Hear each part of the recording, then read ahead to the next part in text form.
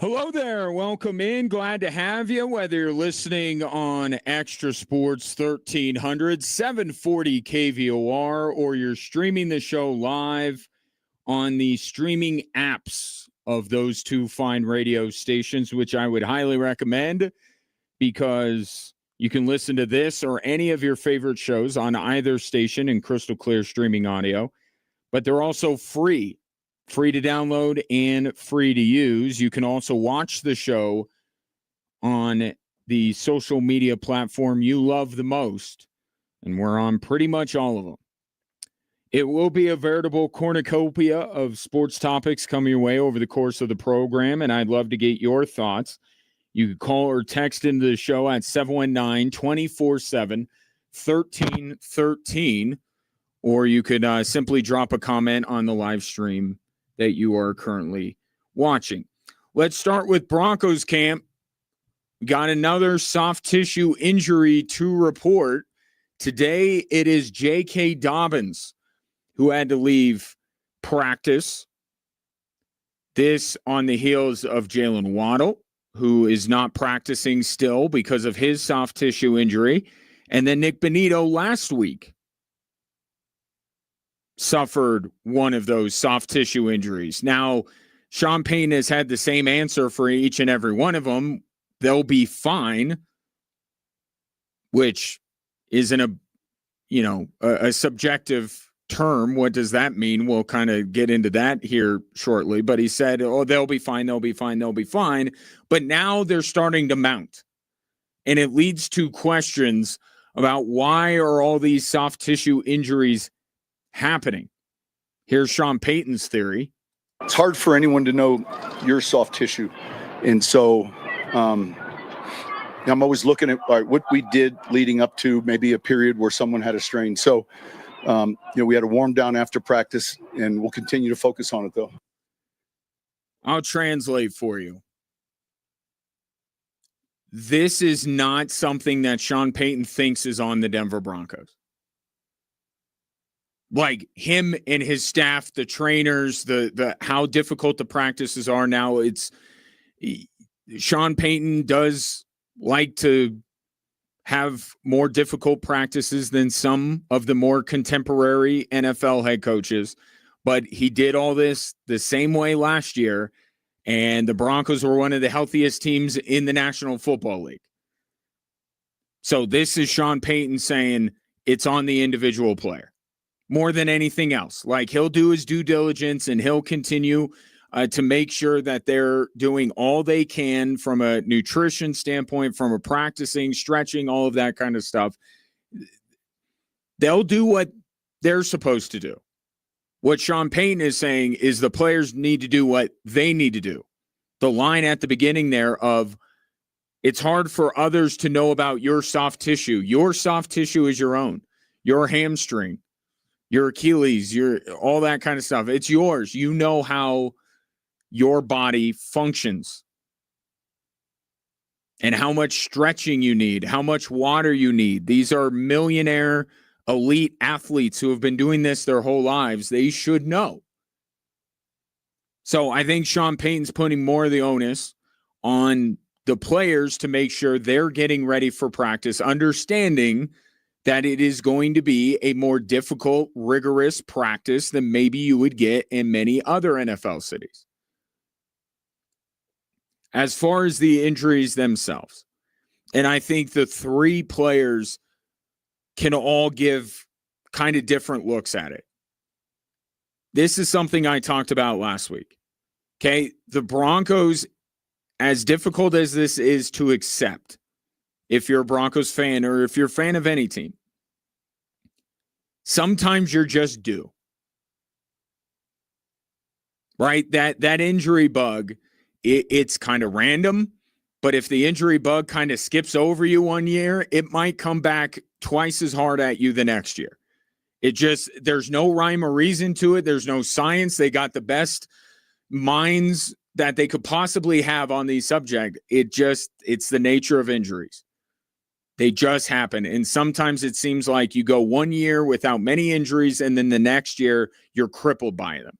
Now, the good news is we're still early on in training camp. We're not even to preseason game number 1 yet. So the sentiment of better these guys get hurt now than in September, October, November, December, that certainly applies. So a lot of this, and I think for Nick Bonito, he would be the one that I would point at as a, example of this. Guy played 17 games last year. Remarkably healthy, remarkably productive, despite running like a madman after quarterbacks all season long.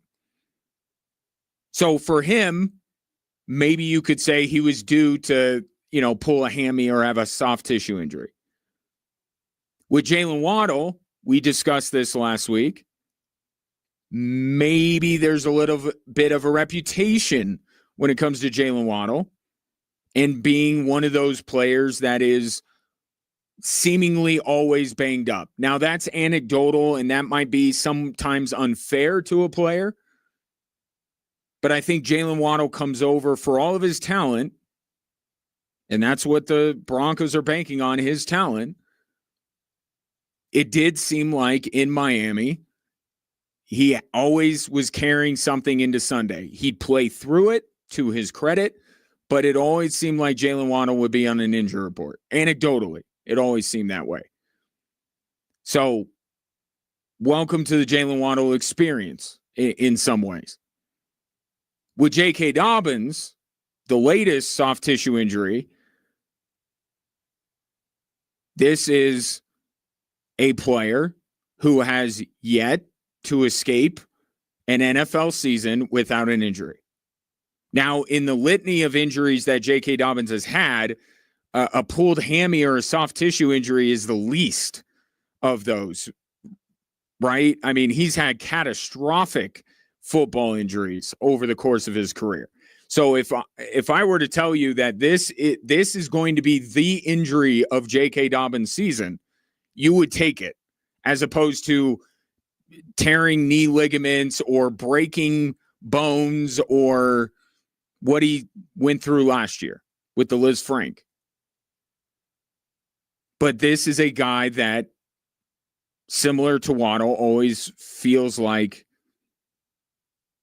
there's something going on.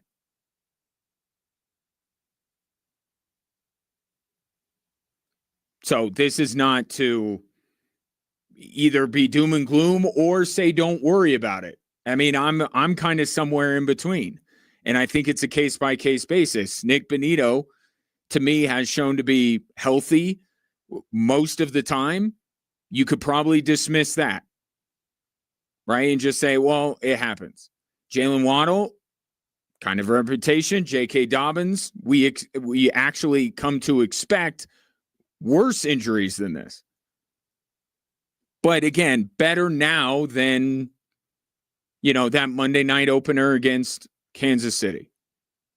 But I think Sean Payton's messaging again is this is on the players. They got to figure it out. It's hot. We know that. We're all dealing with it. Figure out a way, overcompensate, and try to stay on the field, because Sean Payton's not going to lighten up on the practice load for these guys. He does it a certain way, and that way did get them to an AFC Championship game last year. And Davis Webb, even, who you'll hear from a little bit later, talking about Bo Nix and the offense, even Davis Webb made a point over the weekend to talk about the Broncos and how they seem to surge late in the year. And he gave the credit to training camp. Says they're a team that's ready for the long haul because of how difficult training camp is for them. They're more conditioned to be able to go the distance in an increasingly longer NFL season. So Sean Payton's not going to change it. Players got to figure their way around it. Now, there is a preseason game this week. Sean Payton is a play the starters type of guy. I would imagine you could already rule out Benito, Waddle, and Dobbins. I think I would, if I'm a Bronco fan, I don't want to see them play against Atlanta. Especially with, that's where some of the panic comes in, right? This isn't just 3 random Denver Broncos players. This is one of the best pass rushers in the NFL. This is your prized offseason acquisition. And it's a guy that Sean Payton has, on multiple occasions, talked about being vital to the success of the Denver Broncos. So these are 3 premium players. These are 3 of the most important players coming into this Broncos season that are all picking something up here early in camp.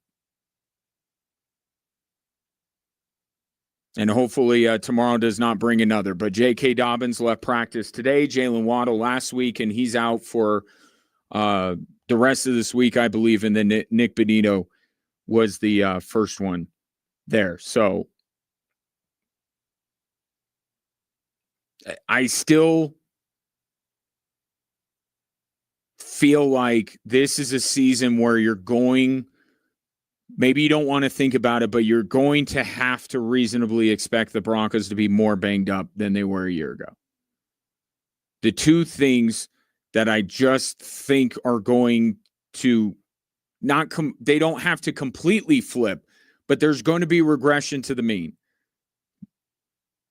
The 1-score games, winning 11 of 13 1-score games, and how healthy they were.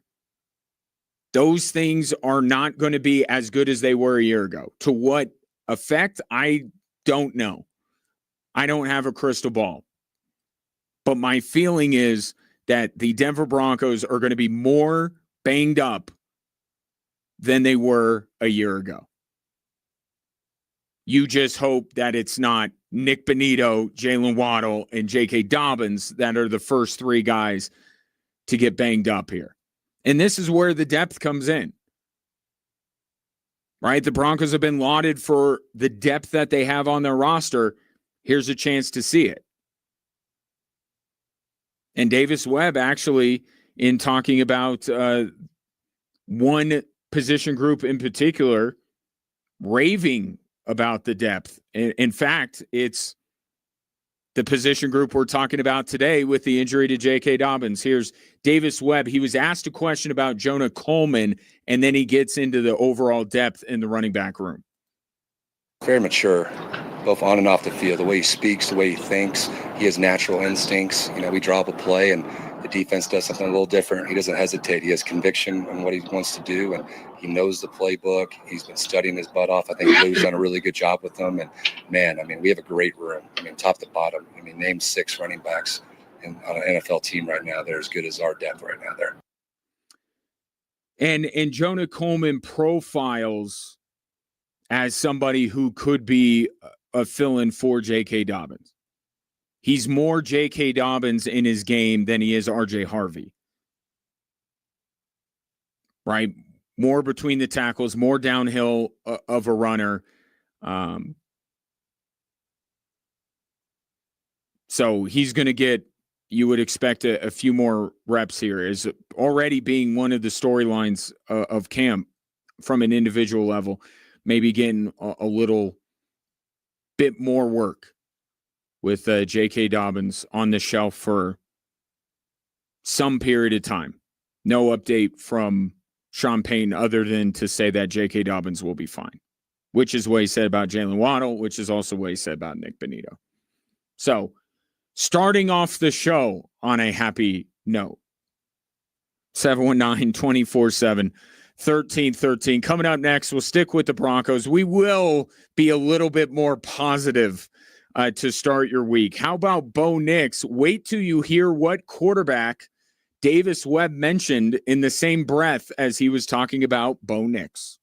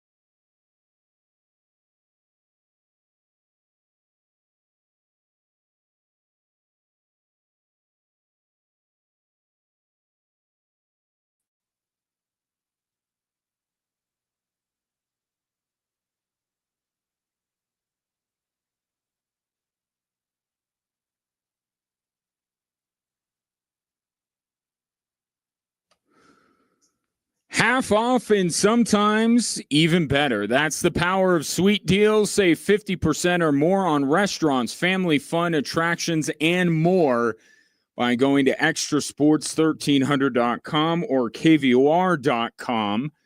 A couple of deals I want to direct your attention to. One, because it's almost sold out, Bogies and Brews, 2 hours of their virtual golf simulator. So you got to move quickly if you're going to get that one. And then a couple if you're looking for dinner this week, Pizza More and Dickie's Barbecue Pit. $25 gets you $50 to spend at those two fine eating establishments. So check it out, extrasports1300.com and KVOR.com. This text coming in from Brett as another Bronco goes down with a soft tissue injury. Sean Payton, while not saying this exactly, strongly implying that it's on the players. They know their soft tissue better than anybody. Get stretched out. And Brett says, I've been to Broncos practice. I've coached a lot of sports. And the athletes that don't take warm-ups and stretches seriously are the ones who typically have soft tissue injuries. I think Sean Payton is correct, but he needs to crack the whip on taking that stuff seriously. I have personally seen Broncos players not even bend over when they're supposed to be stretching their hamstrings. Look, none of us like stretching. Not a big fan of stretching, but it is essential. Maybe more so for me than a high-level athlete who is more than 10 years my junior, but still important for everybody. Stretching. Got to do it. And these are guys, look, Benito and J.K. Dobbins, guys who have been around the Denver Broncos. They know what a training camp with Sean Payton looks like. They can't claim ignorance maybe like Jalen Waddle can. So, could be random. That's the frustrating thing about injuries. They can be random. But just to be safe, to try and protect yourself from the chaos, maybe stretch out that hamstring a little bit more. Just a little extra when it's unbearably warm outside like it's been this summer. Bo Nix. Ever heard of him? Of course you have. A lot of discussion this weekend surrounding Bo Nix because Davis Webb spoke, and it's really our first time hearing from Davis Webb since he became the offensive coordinator. I was somewhat disappointed to not hear, and look, he's only going to answer the questions he's asked. He's not going to just volunteer information. I didn't get a lot of different philosophy from Davis Webb, but he wasn't asked about that. So I'm going to be fair to him, but I am very curious to see.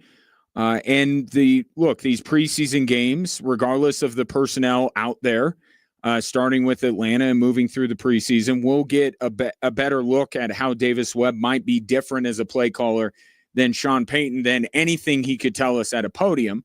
But I still want to hear it if he's got some different ideas. Didn't get a lot of that over the weekend, but did get a lot of Bo Nix talk going, of course, into year 3. Here's Davis Webb's overall thought on his, at least in terms of NFL experience, young quarterback.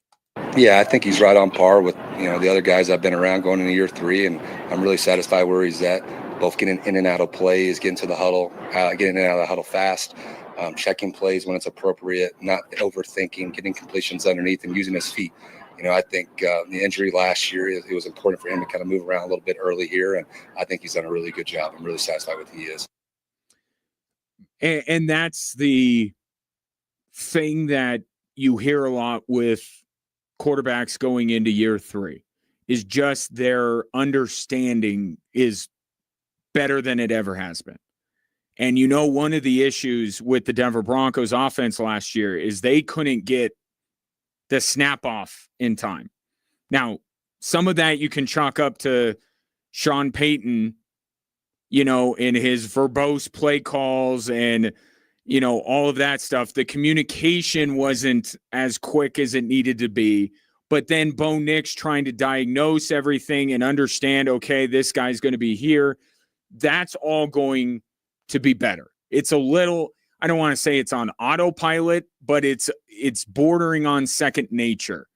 A lot of this stuff now for Bo Nix. So it should be a little bit smoother operation this upcoming season, which is, I don't think it's half the battle, but it's some part of the battle. 33% of the battle, perhaps. So having that as kind of a granted, not taking it for granted, but understanding that Bo Nix, his understanding is at the highest level it's been, hopefully leads to a smoother start of each play for the Denver Broncos. And then Davis Webb went on, he was asked a question about Bo Nix going through his progressions.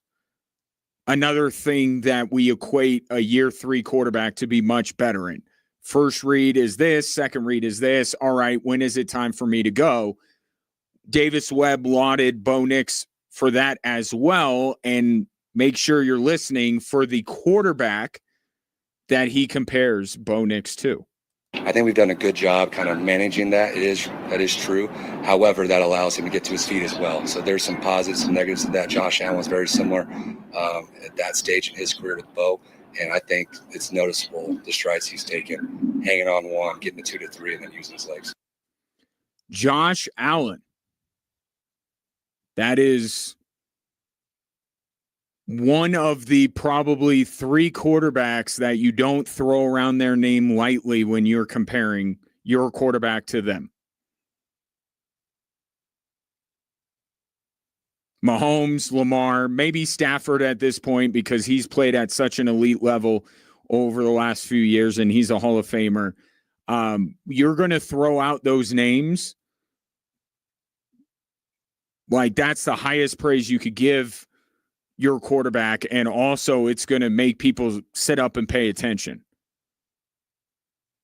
Because not only do you bring up the name of one of the best quarterbacks in the league, some would say Josh Allen is the best quarterback in the league. Stay tuned this upcoming season for a resolution to that storyline. But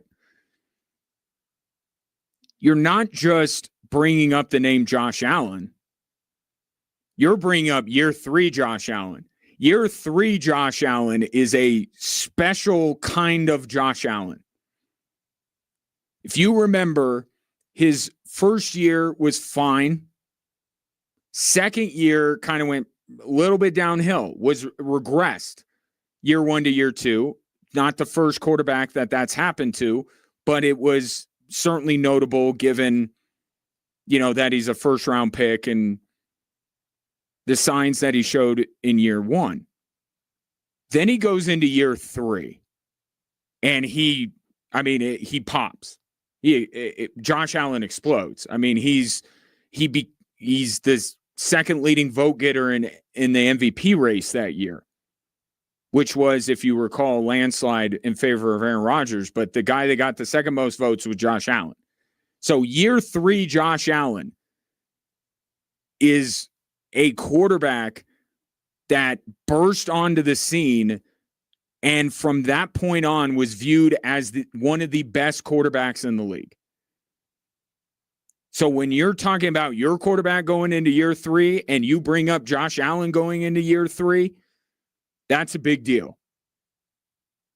Now, what is Davis Webb comparing them in, though? Right? Because we got to be a little bit fair here. Is he talking about statistically he thinks Bo Nix is going to be Josh Allen? Because I'll, give credit to Bo Nix. Bo Nix was far better in year 2 than Josh Allen was. So for Bo Nix to improve statistically to the same degree Josh Allen did year 2 to year 3, we'd be talking about a guy who would throw for the same number of touchdowns as Matthew Stafford did last year, the MVP of the league, throw for over 5,000 yards, which no quarterback, including Matthew Stafford, threw for last year, and he'd complete 3/4 of his passes. Like, there's no way we're going to see that kind of exponential growth from Bo Nix. So what is Davis Webb really talking about? He's talking about Bo Nix's understanding, especially when it comes to using his legs. And we had this debate for a while about Josh Allen runs the ball too much. You got to throw it. And it's interesting with Bo Nix, I think most people would look at it the opposite way. Josh Allen may be early, too reliant on his legs. I think if you watch the Denver Broncos, you'd like Bo Nix to use his legs more. But, and I agree with that. I just think it falls under the same umbrella as knowing when. Knowing when to run, knowing when not to. So Bo Nix is incredibly restrained when it comes to his running because of Sean Payton's coaching. I think this is where maybe you're getting a little bit of a peek into what this offense is going to look like under Davis Webb. I don't think Davis Webb is afraid of Bo Nix deciding to run with the football. Sean Payton is so deathly afraid of his quarterbacks taking sacks. I think Davis Webb is a little bit more willing to take that risk than Sean Payton. And to be fair, too, you know, Sean Payton is trying to develop Bo Nix. Right? There could be an argument that now is the right time. As much as we wanted to see Bo Nix use his legs more last year, maybe it wasn't the right time. Maybe if Davis Webb was the play caller a year ago, his tune would be different. So it's a new play caller, but it's also Bo Nix going into year 3 as opposed to going into year 2. So I think that's what Davis Webb is mostly talking about, is just Bo Nix's understanding of first read's not there, second read's not there, it's time to go. And not be afraid to do it, and not try to hang in there just a little bit longer to see if there's a receiver that opens up. But here's another aspect, I think, of Josh Allen's game and of Bo Nix's game, something that we have talked about a lot, and that is the deep passing game. Here's Davis Webb on his thoughts on all of that. I think every play has a life of its own. You know, the intent of the play caller, whether that be a shot, they all drop deep, put it in play underneath. I think it's kind of a two-way street in regards of what the defense gives you and what the offense is trying to attack. I think every day is different. Every install's been different. What we're trying to go after, whether that be more drop back one day, more gap protection, gap runs one day, more play action, hard sell. Every day's been a little bit different, but our guys have noticed we made plays on the ball down the field. Was the last word there. And we've been talking about the deep passing game because, one, the Denver Broncos were tied for the 4th lowest rate in terms of completed air yards per completion. So basically, how far they're allowing Bo Nix to throw the ball was way down the list. These are the teams that the Broncos were in a group with in that category last year. The Dolphins, the Titans, the Browns, and the Raiders. Not a group that a Super Bowl contender wants to be a part of in any category. But that speaks to how much Sean Payton wanted Bo Nix to get rid of the football quickly, avoid sacks, don't get behind the chains, play to the defense, all of this kind of stuff. And I've said that paradigm needs to shift a little bit. The defense has done their part. Now it's time for the offense to pick them up, to provide them more help, to put points on the board earlier in the game. Deep passing game can help you do that. So I don't expect the Broncos to be in that group with those kind of teams or that far down the list. They're going to air it out more. So how are they going to be successful? As far as Bo Nix is concerned, this is one of my biggest questions for him going into year 3. We want him to use his legs. We want him to use his feet. But until it's time to go, right, what Davis Webb was talking about, go through your progressions, and then if nothing's there, run. Bo Nix gets a little bit nervy in the pocket, or at least it looks like he's nervy in the pocket these last 2 years. And his mechanics have suffered because of it. If the big key to any part of the passing game, but especially the deep passing game, your mechanics got to be right. The platform that you're throwing from, your legs, your hips, all that, they got to be set. And Bo Nix last year was a little fidgety. His base wasn't quite where it needed to be. So step one is Bo Nix settling himself in the pocket, knowing that if those looks aren't there, he can start on a dime. Like, he could start immediately and run the ball and get downfield. Like, have that confidence in your ability to run. But until then, got to set yourself, go through those mechanics to make sure you're delivering an on-time, on-target pass down the field. And the second part is, once he delivers that ball, receivers got to catch it. Only the Jacksonville Jaguars dropped more passes last year than the Denver Broncos. And it did seem like quite a few of those drop passes were downfield.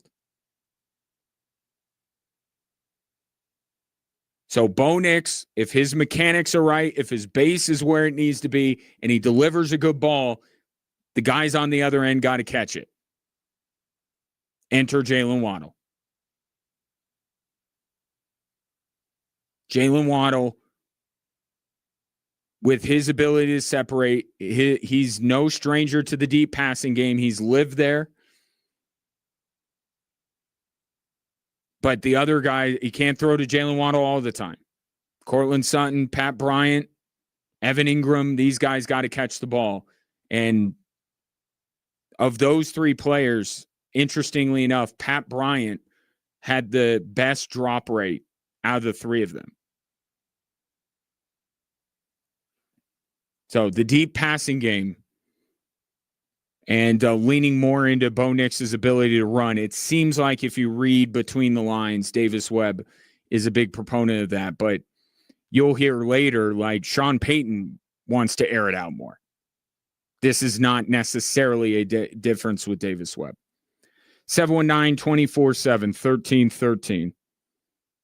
Bo Nix, similar to Josh Allen going into year 3. How does that make you feel on the inside, Broncos fans? 719-247-1313. Coming up next, Nikola Jokic isn't even a free agent yet, and already there's a team after his services. I'll tell you who. You'll never guess. You really won't. That's next.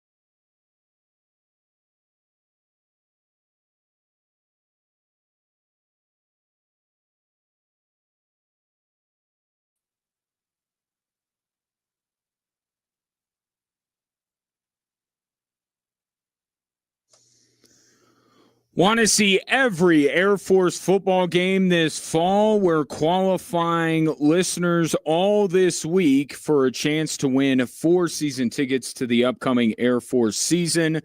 2 qualifiers each day. The first is between 5 a.m. and 8 a.m. on Colorado Springs Morning News with Jim Arthur on KVOR. And then the second opportunity is obviously on this show. Your chance today has not arrived yet, so stay tuned for that. In the meantime, let me tell you about Dimitris Yiannakopoulos, which I'm sure I butchered his name, and for that I very much apologize. But he is the owner at Panathinaikos in Greece. This story is just, it needs to go away just so I don't look like a fool trying to pronounce all these names. And by the way, I am part Greek. So this is especially embarrassing for me. 2/15, by the way, if you're wondering what part of me is Greek. Anyway, he is the owner of that proud basketball team in Greece. He is the son of the man who basically built that franchise. So he does give off a little bit of my dad owns a dealership energy, but he has also made something of himself, founding a pharmaceutical company and taking his father's team and turning it into an even bigger deal over there in Europe. He is the American equivalent would be Mark Cuban. Okay? Not afraid to speak his mind, not afraid to make waves, runs afoul of the league on more than one occasion. That's reading about this guy. This is kind of the vibe he gives off, in addition to my dad owns a dealership vibe, which is not a great vibe to have, by the way. Why am I bringing this guy up? Well, because he is officially the first owner of a basketball team vying for Nikola Jokic's services when his time with the Denver Nuggets is over. Which is why it can't be tampering, because this is not an NBA team. He said on a podcast that he made a proposal to buy Nikola Jokic out of the final season of his deal, which is this year. And he said people are going to say, okay, now he's joking. I did make a very serious proposal this year, both to his team and to him. I got a rejection. I know that he has one more year of a contract. That's the reason. That's the reason you got rejected, because he still has one more year left on his deal. That's what it is. Not that the idea that the best player on planet Earth would suddenly up and leave the NBA, the highest league in the world, to go play for, with all due respect, Panathinaikos in Greece. But hey, if you don't believe in yourself, no one's going to believe in you. So, Dimitris, keep on keeping on. Here's the thing. You may remember the name of that team. That team might sound familiar to you. Recently, the Nuggets had a little tug of war with that club over Jonas Valanciunas.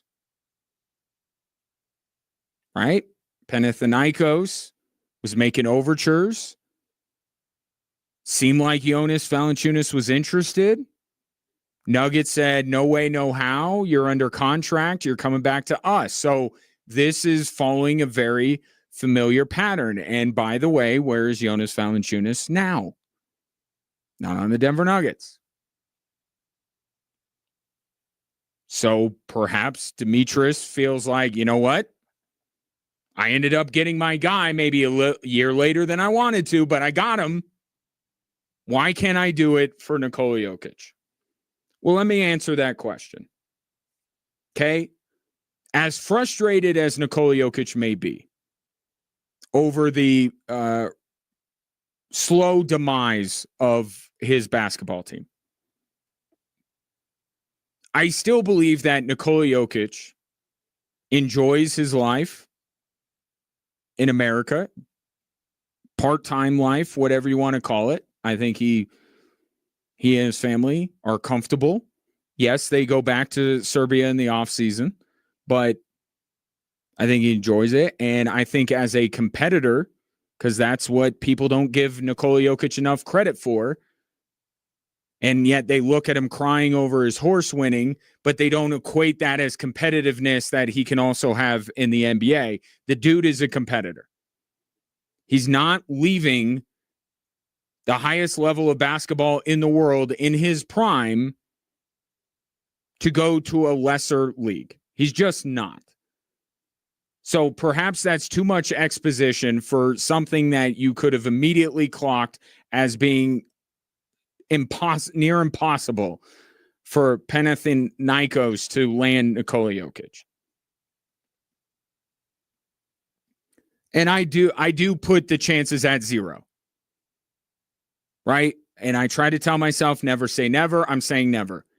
Not next year. He's not leaving to go to Greece. Okay? But here's the thing. This would not be a conversation if Nikola Jokic wasn't entering the final year of his contract.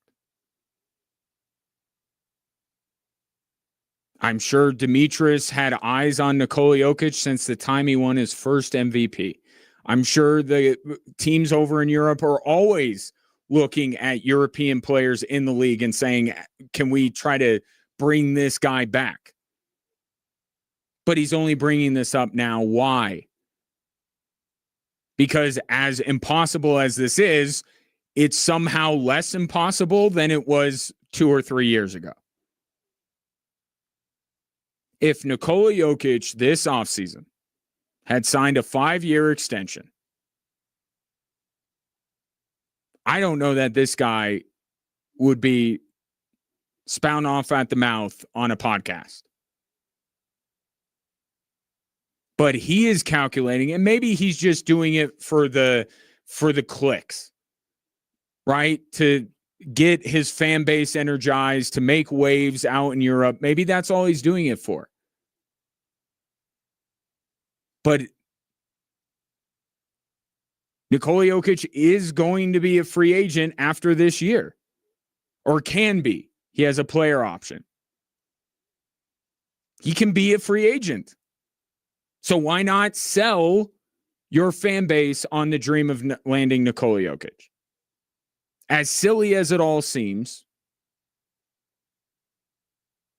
I actually kind of see where he's coming from. You have the best player in the league that is set to become a free agent if he wants to. Get in on that. And if you think, Ryan, you're off your rocker here. He's not going to Greece, so what does it even matter? Just understand that this guy is the first of many people who are going to start making claims about Nikola Jokic's next basketball team. Okay, NBA owners can't say anything. But there have been years where Nikola Jokic is set. He is locked in, just starting a brand new extension, and yet that doesn't stop media members that cover other teams or just NBA people from opining on how good of a fit Nikola Jokic would be with the LA Lakers, for instance. So this is the kind of conversation that you're going to be inviting when you allow your best player to be on the verge of free agency, which you could blame the Nuggets a little bit. Or you could say, Nikola Jokic wants to sign the biggest deal in the history of the NBA. Okay, well then let me throw on top of it another aspect of this. So not only do the Nuggets have no contractual control over Nikola Jokic after this season, if Nikola wills it so, but if everything was hunky-dory in Nugget land, If the Nuggets were being seriously considered as a championship contender, do you think some of this talk would be happening? Not near as much of it. So it's the combination of the Nuggets having no contractual control over Nikola Jokic beyond this season and the fact that everybody else is noticing what you and I discuss on a daily basis, which is the Nuggets every year since they won a title have gotten worse with no end in sight. We can't see the bottom right now. We know we're heading toward it. Without some kind of significant intervention, the Nuggets are going to keep going down and going down. So you have these confluence of events that makes people in Greece and some people around the NBA go, stranger things have happened. This is what the Nuggets have invited with their complete and utter mismanagement of the best player in the world's prime years. Buy your Panathinaikos jerseys now. Back after this.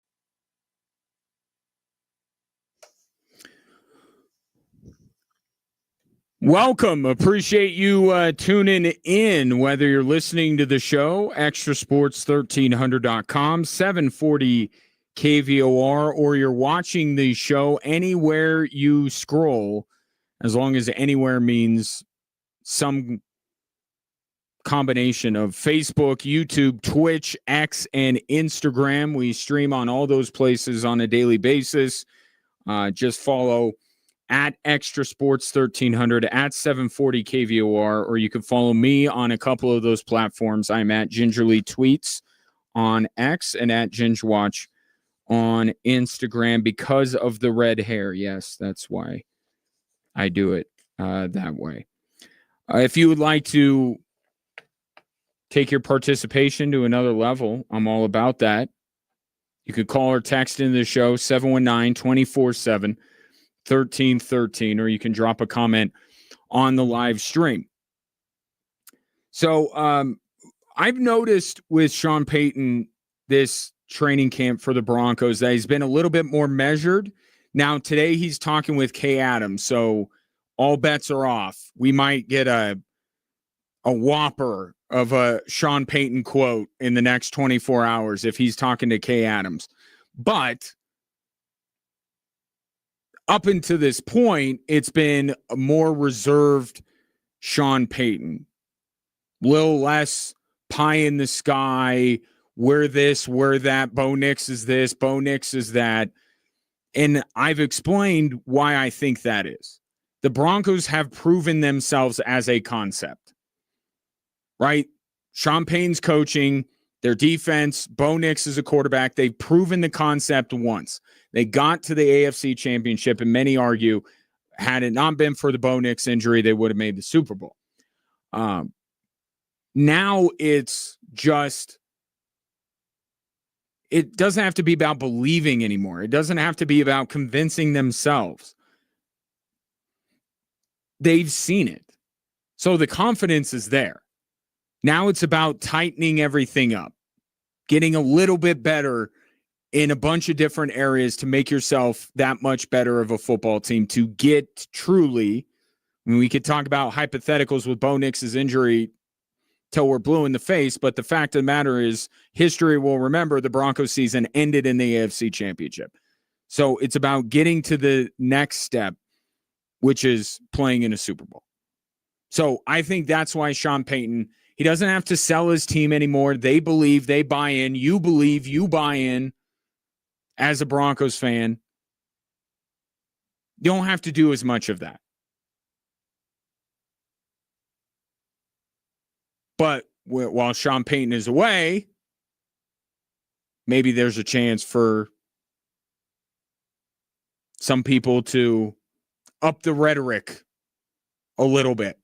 And I got that sense on Saturday from both Davis Webb and Vance Joseph. It was like, we all know when the substitute teacher's in, things are a little bit looser. It's not quite as regimented. Sean Payton has a very clear plan. And look, Vance Joseph, Davis Webb, any of his coaches, they're cut from the same cloth. They learn from Sean Payton. I'm not saying that, hey, get ready. Vance Joseph just guaranteed they're going to win a Super Bowl. But it does seem like the rhetoric got a little bit bigger over the weekend than what it's been so far. Hour one, you heard Davis Webb bring up the fact that Bo Nix, Josh Allen going into year 3, kind of similar in terms of their understanding of the game. That means something. That's a pretty big thing to say, considering Josh Allen became one of the best quarterbacks in the league in his 3rd year and has not looked back since. And to that end, Vance Joseph really loving what Bo Nix is doing, and then he remembers that he's the defensive coordinator. Bo's played well. He's been accurate. You know, he's moving very well. That's a great sign. But his deep ball touch has been really off the charts this training camp. And I know Sean wants to make more big plays this year, and it's there. It's happened in training camp. It's been 2 a day. I don't like it, you know, for our defense, but I get it. You know, big picture wise, it's so good for our team to watch him be so explosive with Watto and Evan and those guys. So it's been competitive. It's been a great camp on both sides, and both playing well. Yeah, I don't know if Sean Payton seemed irked when J.K. Dobbins pinky promised everyone that he would play all 17 games and he would lead the league in rushing. Sean Payton didn't seem like he liked that. Today, I didn't get it. Sean Payton didn't make any mention of what Vance or Davis said while he was gone in Canton. I don't know if the comments made it to him. Sean Payton feels like he probably got on Twitter and watched it on the plane ride home. But that Vance Joseph was just more effusive with his praise over Bo Nix than I have heard Sean Payton combined throughout the first couple of weeks of training camp. So what's the moral of the story here? You need Vance Joseph speaking more at camp than Sean Payton. Sean Payton's like not playing the role of hyping it up like he has the last few years. Vance Joseph stepping right in and just going off about how good Bo Nix looked. And I talked about it in hour one, right? For the deep passing game to be there, to be better for the Denver Broncos, one, they're going to have to call it, right? That's always the first step. Second step is Bo Nix's mechanics in the pocket have got to be better. He's got to be a little bit calmer in the pocket, set himself, throw. And then the third thing is the guy's got to catch it. Guy's got to catch it. Second most drops in the league last year were the Denver Broncos. In comes Jalen Waddle, and emerging, perhaps, Pat Bryant. We've been waiting for it. Hasn't really happened the first 2 weeks. Now, starting week 3, we've got it. We've got the guy that the hype is going to get out of control for, and it's already there because it's Pat Bryant, and it starts with simply his nickname, apparently, at Broncos camp. This is Davis Webb.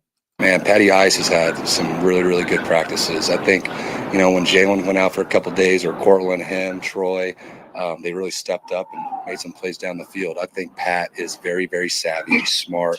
When he catches the ball, his feet are on the ground. It's the things we were attracted to whenever he was coming out of Illinois. And it's really, really cool to see him take another jump this early in the year, too. Patty Ice. A lot of people season on that nickname and going, oh, well, Pat Bryant's got to have a big year if they're calling him Patty Ice. Look, I think as I look at this Broncos team, I think and I've said that Pat Bryant or Troy Franklin will have a regular role in this offense. I don't know that both will. Right? You just brought in Jalen Waddle. You have Cortland Sutton. Supposedly the Broncos have 5 running backs that they can employ. Evan Ingram's going to have a much better year 2 in Denver than he is year 1. Marvin Mims is a guy that you got to get involved in some way, shape, or form because he's so dynamic. And I'm not trying to say that almost all that stuff can't be true. Now, 5 deep at the running back position, give me a break. Marvin Mims, we know, is only going to get 2, 3, 4 looks a game, and that's it because it cuts down on his effectiveness if you're targeting him more than that. And then Jalen Waddle, I do think, is a great fit with the Denver Broncos and brings them what they have been lacking. So as far as the hype train is concerned, some of it I buy into. But you add all of this up, and let's say all of this, what I just said is true, you can't also have Troy Franklin and Pat Bryant both having breakout seasons. It's just not possible. For an offense that, by the way, waited every single week to the fourth quarter to actually show up. Maybe all this can be true if the Broncos start out of the gates better. Still, it's going to be difficult. And I get it. This is what training camp's about, where people are freaking out over what we saw in the Hall of Fame game. I'm all for it. But every once in a while, I got to step in and say, okay, all right, you want to give me Jalen Waddle? Okay, fine. Broncos are deep in the running back room. Okay. Bo Nix running with the football. I think that would be a good idea. Marvin Mims, I've seen how explosive he is. I want Marvin Mims. Cortland Sutton, what he's been in the red zone, valuable. Evan Ingram can't be any worse than he was a year ago, so I buy that he's going to be better this year. Like, I buy into a lot of that, but that's just so many things that happen, and then you get to Troy Franklin and Pat Bryant. So my point is, I think only one of them is going to be at the forefront. Only one of them is going to be regularly on the field. And the more and more I look at it, the more and more I think that Troy Franklin is going to be the guy that's kind of on the outside looking in. Not to say he's going to get cut necessarily. I just think his role is going to be the one that's diminished. And the reasons are twofold. One, I mentioned earlier on in the show, Jalen Waddle, and how he's very comfortable on those deep routes and has been good in the deep passing game over the course of his career. He's the only player in the NFL last year who had over 100 or more targets and averaged at least 13 yards per target. So that means, as far as the deep ball goes, as far as the deep passing game, nobody did more of that than Jalen Waddle. Okay? Guy a couple of notches behind him was Troy Franklin. If the Broncos had some semblance of a deep passing game, chances are it was Troy Franklin. So I look at who does the already Jalen Waddle pushes everybody down the depth chart. But when you look at his skill set and what the Broncos brought him in to do, I think Troy Franklin can kind of go, wait a minute, that was my job. And now you have the hype surrounding Pat Bryant, a guy who they're kind of at the same station, right? I know Troy Franklin's a year ahead of him in his career, but in terms of the pecking order, they're about on equal footing. Well, everyone's talking about how great Patty Ice has been. So I just don't think there's truly room for both.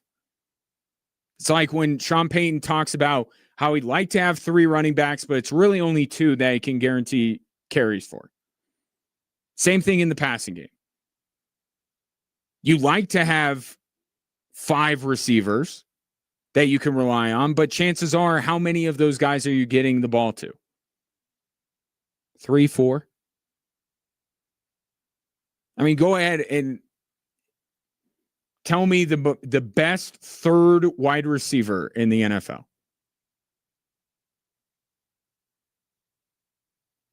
Right? Maybe you name somebody, but it probably took you a minute. You're trying to go through the depth charts, and that's exactly my point. A lot of teams you can name wide receiver 1, wide receiver 2 even. You get to 3, it's like, oh, who does he have? Oh, that guy moved to a different team.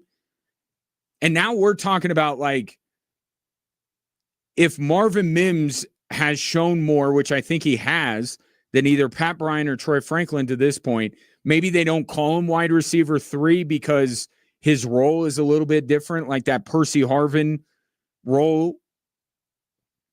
But he's like the third receiver you think about. And then we get to Pat Bryant and Troy Franklin. And now we're 4-5 down the depth chart. Come on. They're not all going to star this season. But it seems like early on, Pat Bryant seems to have the inside track on that. Here's the more lofty expectation. I think Cortland Sutton's Broncos career would have ended a couple of years ago, if not for 2 things. One, he is a model citizen and a great teammate, right? And when Sean Payton came in and wanted to build out his culture, he valued those kind of guys. Right? That was part of it. Cortland Sutton being the good soldier that he has been throughout his time in Denver made him easier to keep employed. Second thing is, Broncos didn't, Tim Patrick there for a moment, but we know how the Tim Patrick story kind of ended in Denver. They don't really have somebody with the physical traits and the skill set of a Cortland Sutton. Pat Bryant kind of has some of those traits. So if you're trying to set a ceiling for Pat Bryant, then maybe it's Cortland Sutton's eventual replacement. As the Broncos are going to have to get cheaper, younger, year to year as we get closer to Bo Nix cashing in his big payday. I don't think Pat Bryant's there yet. Like, I don't think that they're in the same conversation. I want to be fair to Cortland Sutton. But when you look at the traits in the skill set, if Pat Bryant, if you want to set the highest ceiling possible, it's probably Cortland Sutton. But we also do this every year. Every NFL team at every training camp does this. Somebody becomes the training camp darling. It's an undrafted rookie. It's the first round pick. Most of the time. But it really can be anybody. It has to, but the criteria has to be that you haven't seen a lot from them so far. Right? That has to be part of it. Haven't seen a ton from Pat Bryant, but you've seen a little bit, enough to be intrigued. And now you hear this, and he's had a few days where he's made some big-time plays for the Denver Broncos. So Pat Bryant has officially become the training camp darling for the Denver Broncos, and he'll be one to certainly watch moving forward. I think coming into training camp, it was him versus Troy Franklin, and one of them is going to be kind of on the outside looking in. Looks like Pat Bryant is not going to be the one on the outside looking in. Now it's just, what is real here? Is he going to be just a training camp darling, or does he have a chance to really impact the Denver Broncos when we get to the season? I'm a little bit more conservative on that than I have seen other people, but this is the time, right? Like I started the segment. Sean Payton, while he's away, the coaches seem to be a little bit more willing to feed into the hype machine. That's what training camp is for. So, Patty Ice, take your thoughts. 719-247-1313.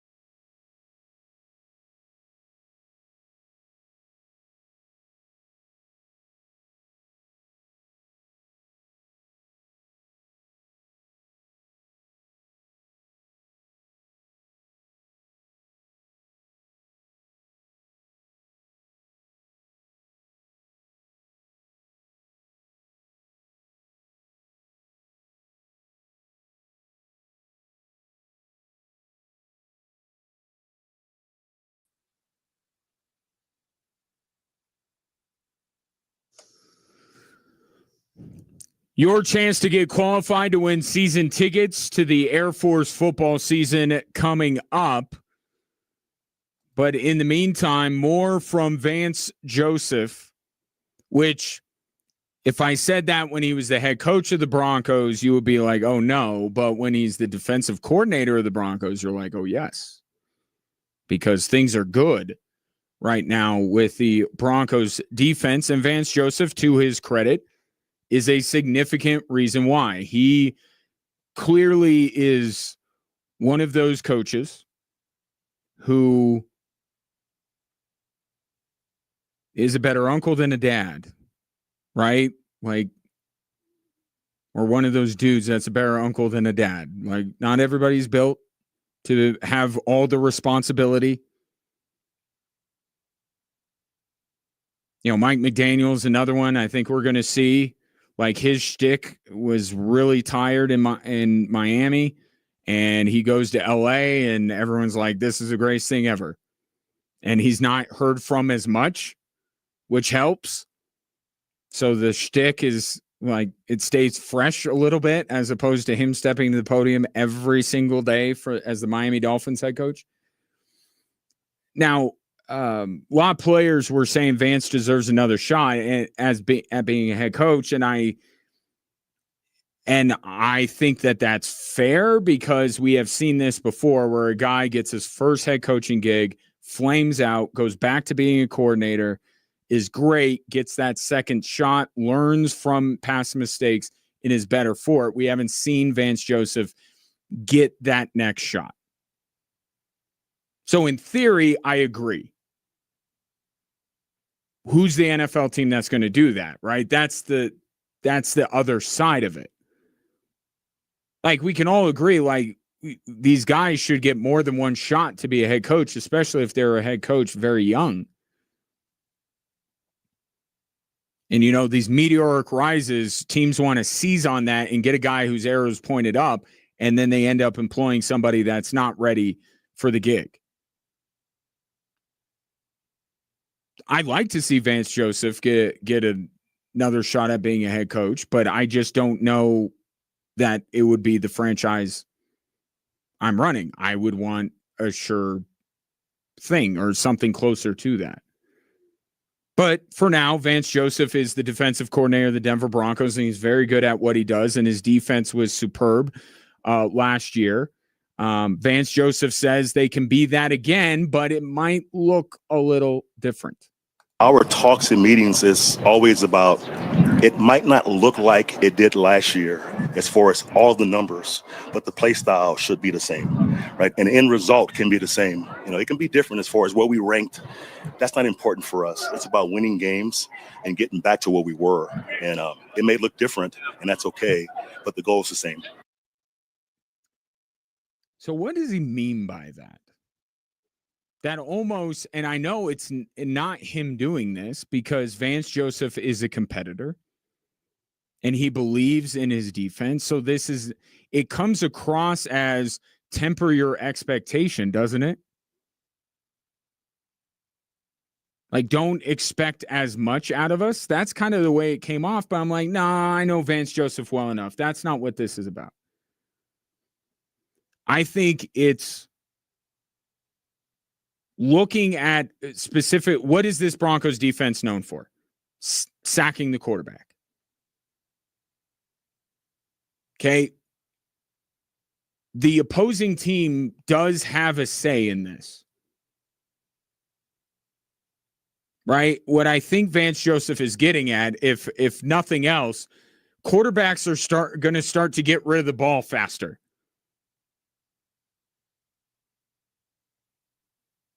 Right? So I think Vance Joseph is, I think, being honest that, yes, this team will still look to get after the quarterback and they'll still try to wreak havoc. But I think they became so synonymous with that sack number and sacking the quarterback that everyone is just expecting them to put up those numbers again and to make another run at breaking the single season team sack record. And I think this is Vance Joseph saying, like, we're going to try, We're not going to change who we are. But if, I'm game planning against a Broncos defense, I'm running the short passing game. I'm running the football.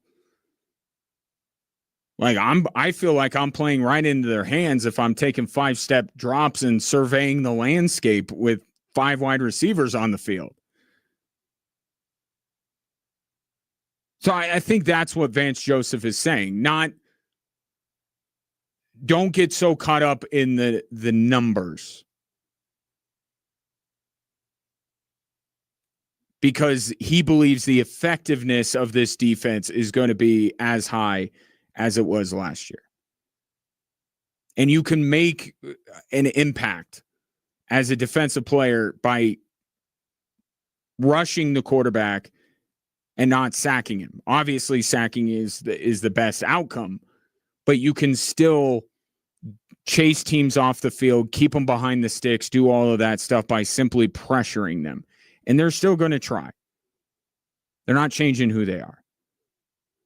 But I would ask if the sack numbers are going to go down, and I'm okay with the logic that I'm, putting into Vance Joseph's words there. He's not outright saying it, but I'm trying to,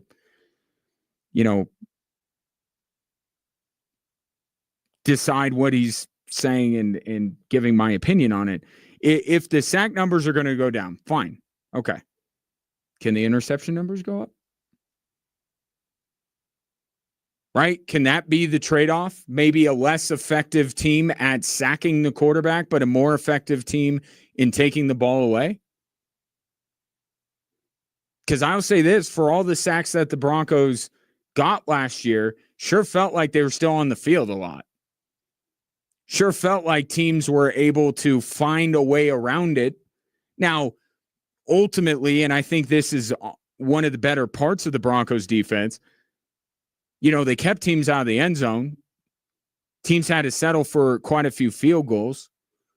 So I think that's good, but it still felt like teams were able to stay on the field offensively, even though they were taking some sacks. Whereas if they created more turnovers, that would mean immediately, per the agreed upon rules of football, that the defense would come off the field and the offense would come onto the field. So if the sack numbers are going to go down, fine, but can the turnover numbers go up a little bit?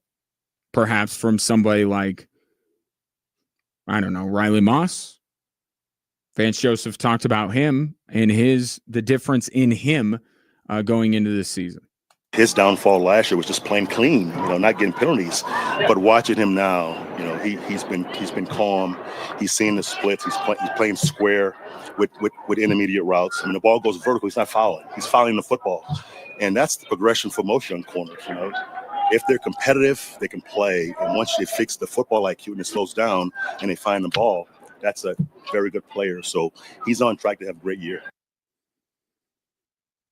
And I would agree that a bigger shortcoming of Riley Moss was the penalties versus the lack of turnovers. And he stood alone in terms of the numbers of penalties he took compared to his defensive teammates, but he was right in line with everybody else when it comes to the lack of turnovers. But last week when Riley Moss spoke, I likened him to Garrett Bowles. Right. And I think what Vance Joseph's saying there, I think I hear some of the same things he said about Garrett Bowles. The issue with Garrett Bowles was not his competitive streak.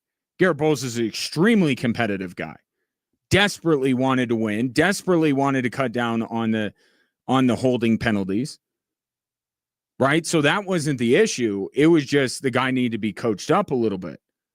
And maybe the guy needed a little, outside pressure. And Riley Moss could be the same way. He is in a contract year.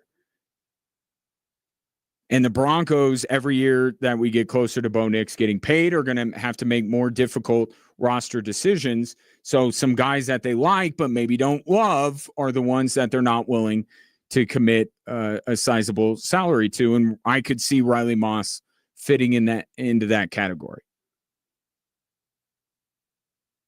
But learning, getting coached up, and maybe having that variable of I don't have a contract after this year could be the confluence of events to get the most out of Riley Moss this season. 719-247-1313. Take your thoughts on what Vance Joseph had to say. Different number that I need to give you if you want to qualify to win season tickets to the Air Force football season. If you are the fifth caller at 719-715-0740, you will be qualified to win 4 season tickets to the upcoming Air Force football season. And good luck.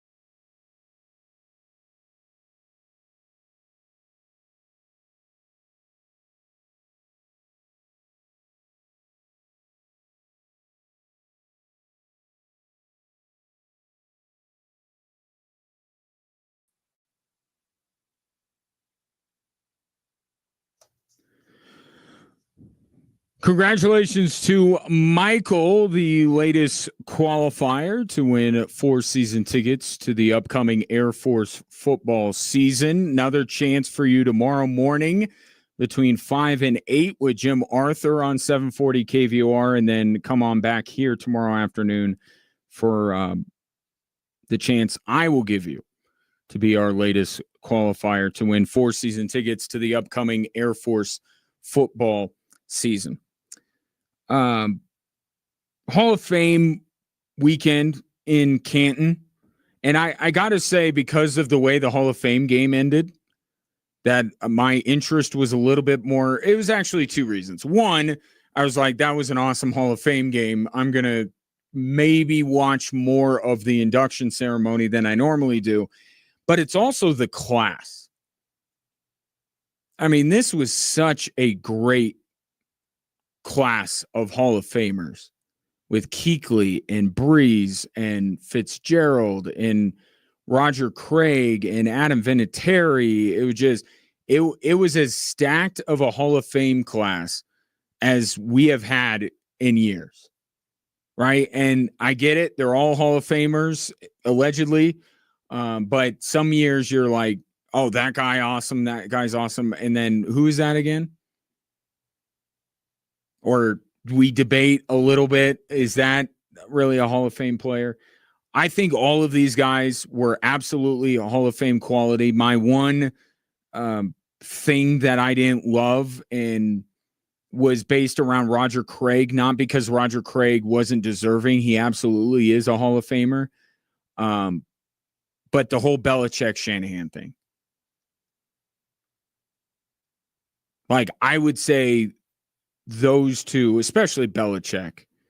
Shanahan's been waiting for longer, but I'm trying to not be beholden to who's waiting the longest. Bill Belichick is the best, contributor, veterans committee, like, that there is.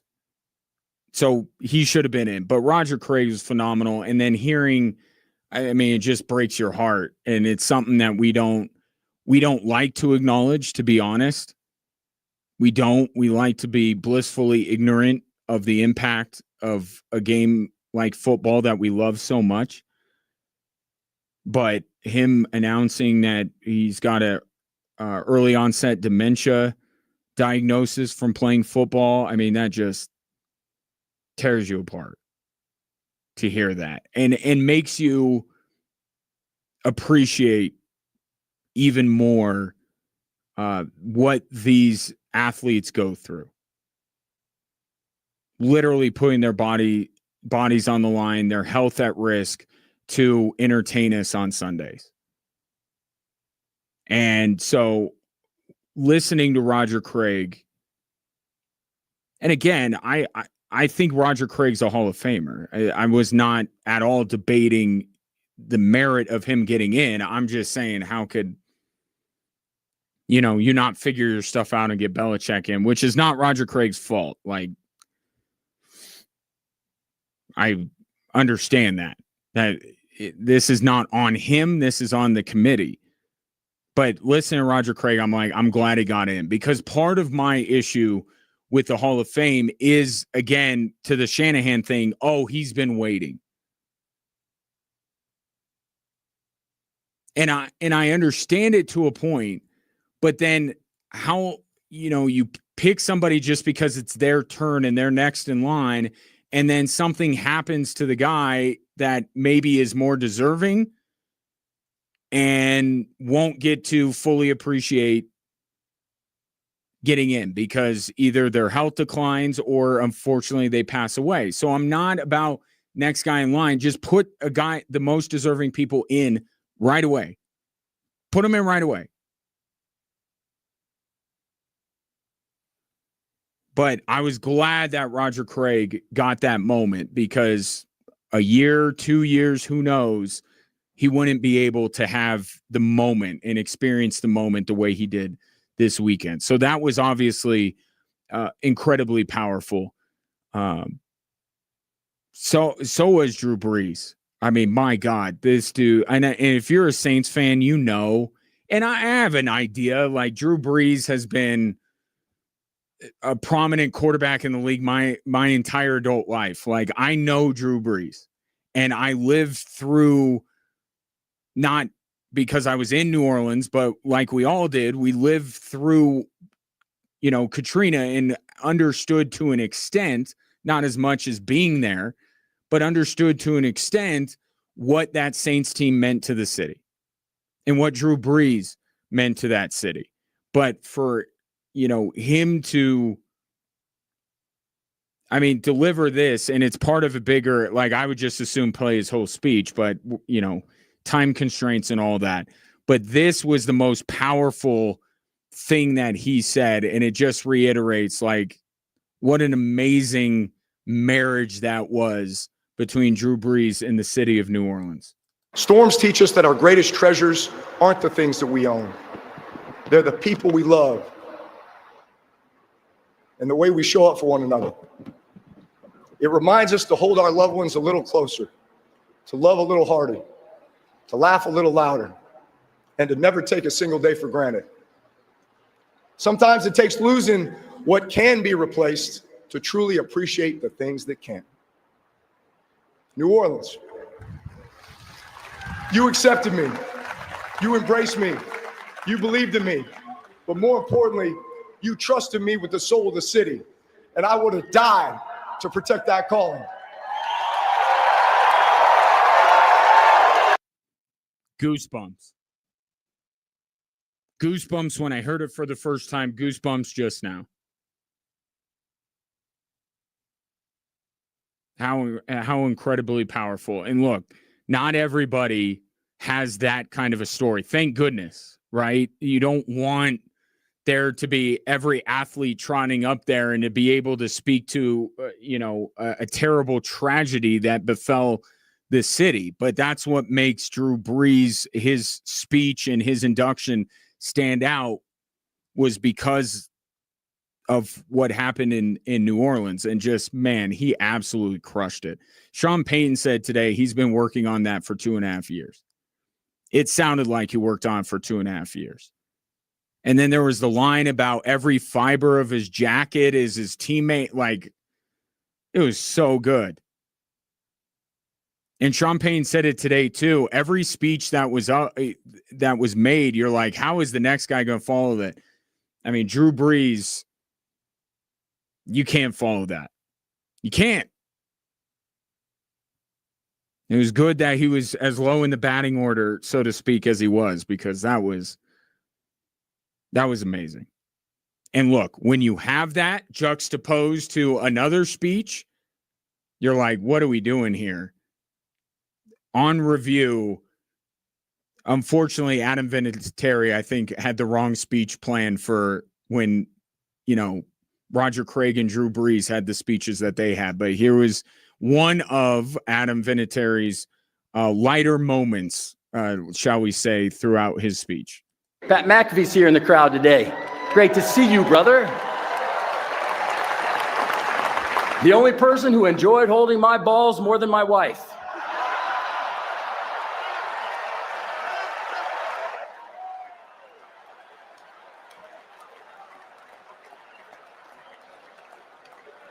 She held for me in the off season when everyone else was gone. Get that right. Yeah, so in the moment, awkward.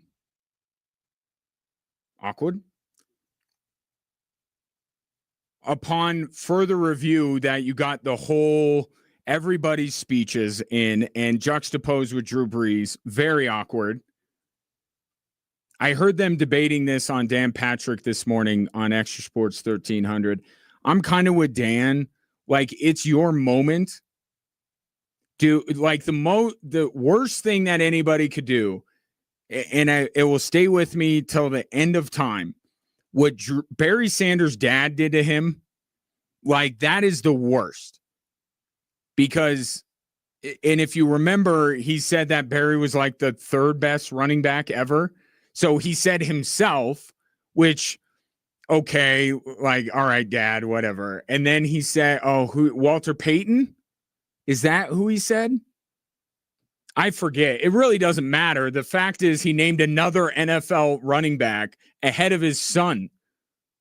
That was the worst Hall of Fame moment because you're taking away from the enshrinees moment.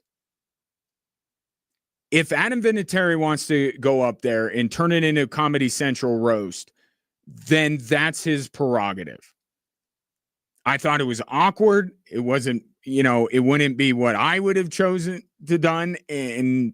But if it's his moment. It's his moment. If he wants to crack jokes and if he wants to, take a shot at Bill Belichick, as so many people have done at this point, like who hasn't heard Bill Belichick's girlfriend is young and making a joke about a cheerleading competition. Like if he wants to do all that stuff, like it's been done before. So I can't say it's super original, but it's his moment. He's getting in. This is the last extended period of time anyone is going to hear Adam Vinatieri speak publicly. If he wants to do that, he can do that. I didn't love it. It wouldn't have been my choice to go out and turn it into, Comedy Central roast, but it was different. Give him that. And also, like, there are so few kickers in the Hall of Fame. It's like, Adam, you realize that you have the smallest fraternity of anybody. Like, you got to represent, dude. That's what he chose to do. But it was, again, as good of a class as we have had. I know there's some classes that you put above others because it's, John Elway going in, or it's your favorite player, or a couple of players from your favorite team, whatever the case may be. But just in terms of just looking at the players and how good each of them were.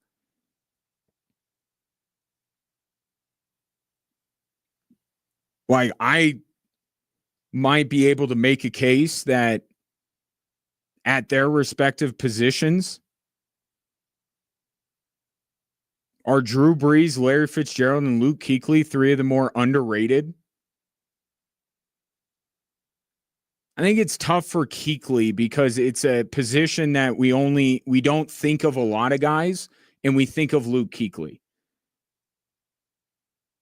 But maybe because his career was cut short, maybe that leads to it. Drew Brees is absolutely the most underrated quarterback of all time. And we think he's great. Like, we think Drew Brees is great, but somehow he's still underrated. And then Larry Fitzgerald, man, that dude was an absolute beast. I mean, going back to Pitt, and I know he's not in the Hall of Fame because of what he did at Pitt, but he was so good. And maybe gets lost a little bit when you talk about the greatest wide receivers ever, because you have Randy Moss and Jerry Rice, and I don't know. I love this class. This is a great class. And then Adam Vinatieri, the most clutch kicker in the history of the world. So it's a good class. Next year's class looks pretty good too. Have you seen that? I had it pulled up earlier. Ben Roethlisberger is on there, and he's going to be interesting because we've debated whether Eli Manning, if he's a Hall of Famer, and you have the same draft class, you have kind of the same thing with Ben. A little bit here, Phillip Rivers. Like, these are quarterbacks that I think are a little polarizing. Like I think Ben Roethlisberger is more of a deserving Hall of Famer than Eli. I'll say that, but people are quick to point out that he was just an innocent bystander in the Steelers' first Super Bowl, which I don't think is completely unfair. He'll get in, I think. Rob Gronk. He'll absolutely be in, and Adrian Peterson. I would say those three guys are in. But some fascinating conversations. because you have Cam Newton. Again, I go high on the quarterbacks. I don't think Cam Newton is a Hall of Famer. I don't. Richard Sherman, great corner. Is he a Hall of Famer? I think he's right there. I think we're going to have some fascinating conversation. Andrew Whitworth, Antonio Brown, Le'Veon Bell, some guys that there was a time where he's the best at what he does. But did you say that enough or for long enough? More Drive Time Sports after this.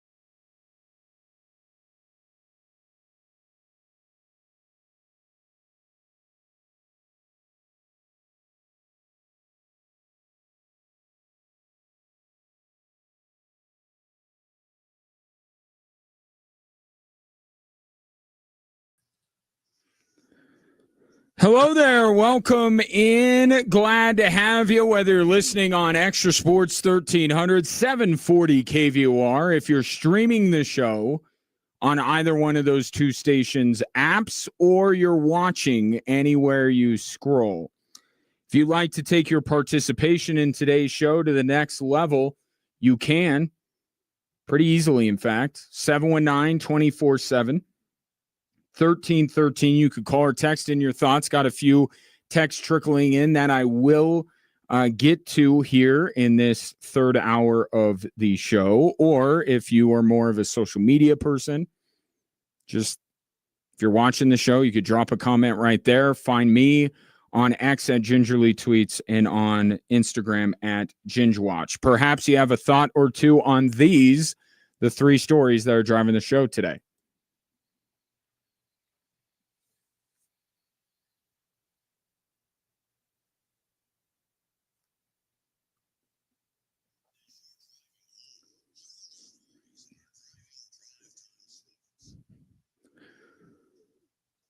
All right, we start with another training camp injury for the Denver Broncos, and all of them are following a familiar theme.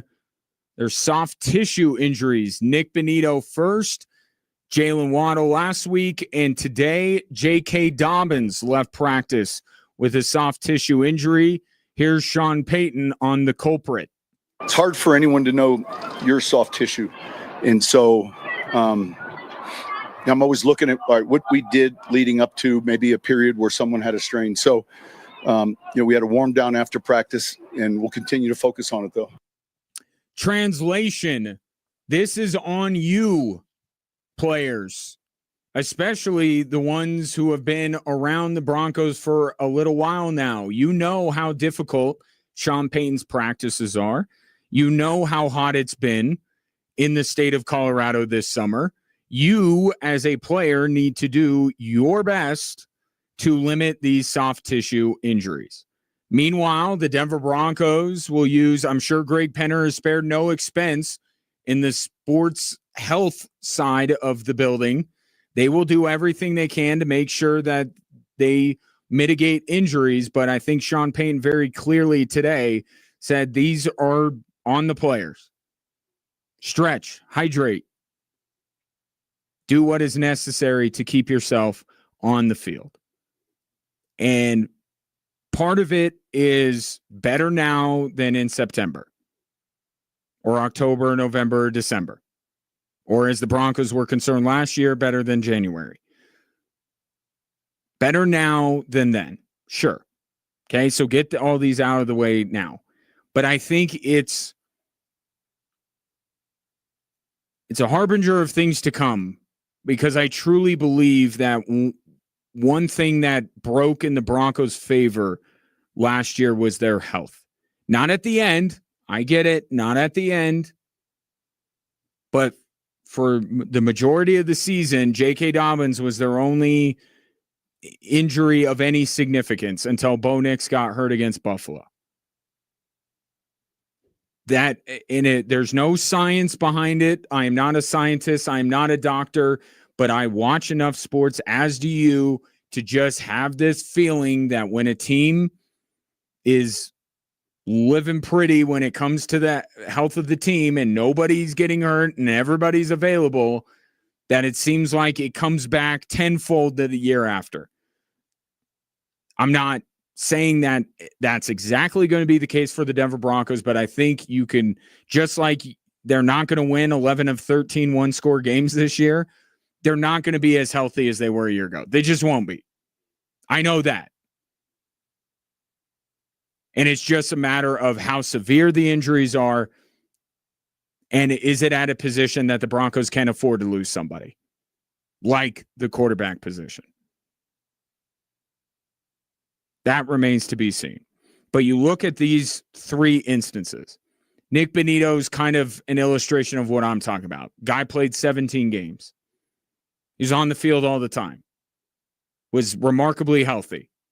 Probably due for one. Right? Second guy, Jalen Waddle. Kind of a reputation for being banged up most weeks for the Miami Dolphins. And then you have J.K. Dobbins, which I don't have to tell you, his injury history. And for J.K. Dobbins, if a soft tissue injury is the worst of it this year, you'll take that.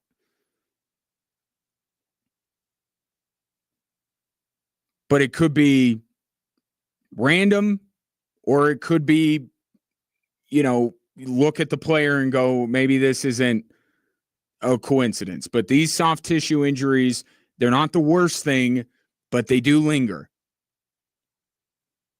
So we'll see if Benito, Waddle, and Dobbins are participating a lot in training camp moving forward. I don't feel like they're all going to be back on the field and then be good to go the rest of the way. Soft tissue injuries are jerks like that. But third soft tissue injury and just since camp has started.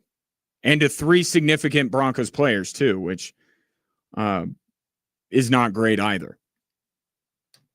By the way, Sean Payton said, like he said about the other 2, that J.K. Dobbins will be quote unquote fine. Let's go to Davis Webb, who spoke over the weekend on Bo Nix, going through his progressions and likened him to another NFL quarterback that you would very much like Bo Nix to become. I think we've done a good job kind of managing that. That is true. However, that allows him to get to his feet as well. So there's some positives and negatives to that. Josh Allen was very similar at that stage in his career with Bo. And I think it's noticeable the strides he's taken, hanging on 1, getting to 2 to 3, and then using his legs. And Davis Webb, to be fair, is talking about the understanding of when to use your legs and when not to. Right? I would say that Josh Allen going into year 3 and Bo Nix going into year 3 are on opposite ends of the spectrum. I looked at Josh Allen and I was saying he's using his legs too much and he needs to start, throwing the football around. With Bo Nix, I'm like, I've seen enough throwing. I'd like a little more running out of Bo Nix, but it still is under the umbrella of when to use your feet. When is it time to go and run with the football?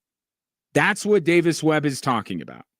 But you cannot bring up Josh Allen in the same breath as Bo Nix, especially year 3 Josh Allen in the same breath of Bo Nix, and not get people's minds wandering a little bit.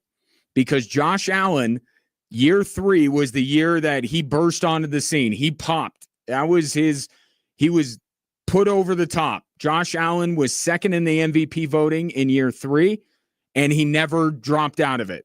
He's been one of the top 3 quarterbacks in the league ever since. And you look at where Josh Allen kind of was after year 2, middle of the road. I would say there weren't as many good quarterbacks in the league at the time with Josh Allen that there is with Bo Nix. I think, and I just say that to say, I think Bo Nix, if he's a top 15, but not top 10 quarterback, it actually speaks higher of him than a quarterback when Josh Allen was going into year 3 of being a top 15, not a top 10. I think the drop-off was greater. Either way, Josh Allen went from being a just above middle of the road quarterback to being elite. Does that knowledge of going through your progressions better, knowing when to run, allow Bo Nix to pop, to maybe make a similar jump? Because if you recall, that this jump has been foretold by Sean Payton. Sean Payton said way back when that Bo Nix would be a top 4 quarterback year 3. So it just, I understand what Davis Webb's talking about, and I think there's real validity to it, because I do think Bo Nix needs to not be as worried about running the football, but also know when to. So I think it's kind of 2 stories in one. One is the very real Bo Nix needs to do a better job of this, and him doing a better job of this is good for the Broncos. And then that whole Josh Allen going into year 3 thing. And it's like, well, wait a minute. Sean Payton did say that Bo Nix would be a top 4 quarterback around this time.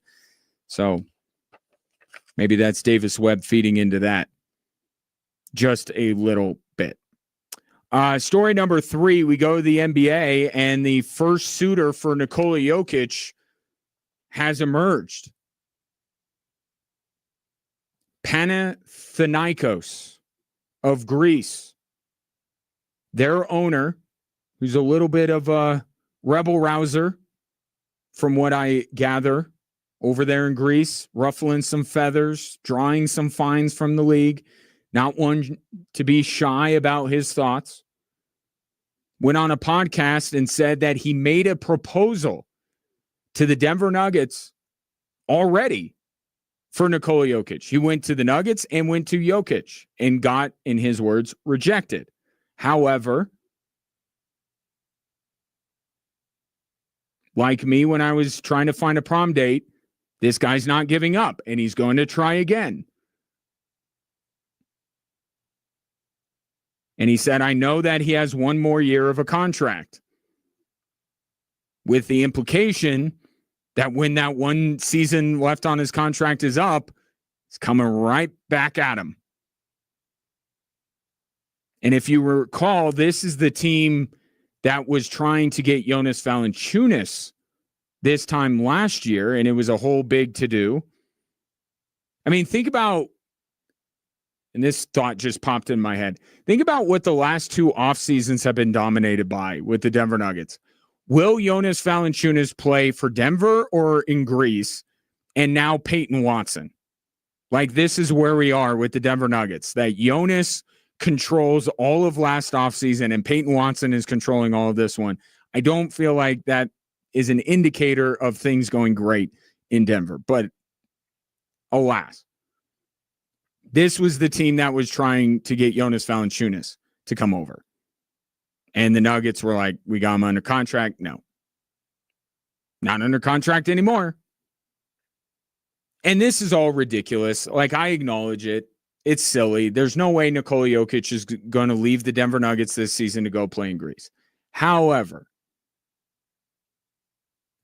there are 2 reasons why this guy, in addition to his ego, clearly, where he can say these things. 1, the Nuggets have no contractual control over Nikola Jokic after this season. 2, things aren't going great with the Denver Nuggets right now. So there is a perception, and you could say it's ridiculous coming from this guy, and you wouldn't be totally wrong, but that perception exists that Nikola Jokic in a different uniform other than a Denver Nuggets thing is not crazy. It's actually somewhat possible. What would have been unthinkable as they were hoisting the Larry O'Brien trophy a few years ago is now thinkable. And if you think this guy in Greece, who has deluded himself into thinking that he can land Nikola Jokic, what do you think the Lakers and Warriors and Heat think that they can do? And I bring up those 3 teams because there are no 3 teams that are more out of their minds when it comes to who they should be able to get. And, credit to them, it, sometimes works out for them. But like, if you got an owner of a Greek basketball team that has a tiny bit of a thought that maybe he could go after Nikola Jokic, what do you think the other NBA teams are thinking? This shouldn't even be in anyone's brain. Even Dimitrios Yiannakopoulos, who I butchered his name again. I mean no disrespect. It's just Greek names are really hard for me. It shouldn't even be a thought. Unthinkable that Nikola Jokic is going to play for any other team but the Denver Nuggets. But yet, here we are, with essentially the last year of Nikola Jokic's contract. He can will it so. He has a player option. He could say free agent. So, but don't say that I didn't warn you, or that Dimitrios my guy over there in Greece didn't warn you. If he ends up on Panathinaikos next season, you heard it here first. 719-247-1313. Take your thoughts on the three stories that are driving the show. That's what's going on in the sports world today. How about what's going on in the financial world? That's where I turn to my friend Rick Stevens of FRS Financial Group with his RBG report. Rick's best guess. Rick, what have you got today? Well, after the best week we've had in markets since mid-April, Wall Street seemed to take a 3-day weekend as markets today showed very little movement. Investors are actually turning their attention to midweek as CPI, core CPI, initial jobless claims, PPI, and core PPI will come out both Wednesday and Thursday this week. Expectations are in place for slight increases in all four inflation indicators, with those initial jobless claims coming in expected to be around 200,000. Your RBG is that if those expectations are met, markets are going to be little effect already priced in those results. So expect an overall flat week this week, given last week's surge, ahead of this week's reports. And that is your RBG report for Monday. Appreciate it, Rick. That's Rick Stevens of FRS Financial Group. Start planning your future today at frsfinancialgroup.com. Products and investment services offered through LPL Financial, LLC. Member FINRA SIPC. FRS Financial Group is a name used by independent advisors associated with LPL Financial, LLC. Coming up next, who has the most stacked roster in the National Football League? I'll tell you what Bleacher Report thinks, and I'll tell you what I think next.